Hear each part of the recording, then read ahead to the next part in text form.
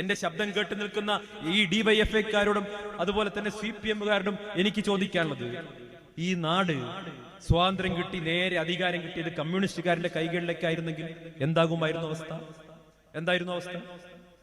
ഇപ്പൊ വേങ്ങര മണ്ഡലം റാലി കഴിഞ്ഞിട്ട് ചിലപ്പോ ഇപ്പൊ തന്നെ വന്നിട്ടുണ്ടാവും, ഫേസ്ബുക്കിൽ നോക്കിക്കഴിഞ്ഞാൽ ഇവിടുത്തെ CPM-കാരൻ ഈ റാലിക്കെതിരെ കുറ്റം പറഞ്ഞു തുടങ്ങിയിട്ടുണ്ടാവും, അല്ലേ?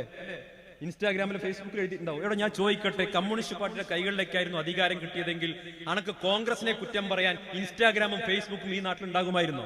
ചൈനയിലില്ല. മനസ്സിലായോ? ചൈനയിൽ ഇൻസ്റ്റാഗ്രാമില്ല, ഫേസ്ബുക്കില്ല, ഗൂഗിളില്ല, ChatGPT ഇല്ല, ജെമിനി ഇല്ല, എന്താണ് ഒരു മാങ്ങാത്തോലി ഇല്ല. ഒരു കമ്മ്യൂണിസ്റ്റുകാരൻ ഭരിക്കുന്ന ഒരു രാജ്യത്തും ജനങ്ങൾക്ക് ഇത്തരം ഒരു അഭിപ്രായ സ്വാതന്ത്ര്യമില്ല. കമ്മ്യൂണിസ്റ്റുകാർ ഭരിക്കുന്ന ഒരു രാജ്യത്തും ഒരു മനുഷ്യനും ഒരു അഭിപ്രായ സ്വാതന്ത്ര്യമില്ല.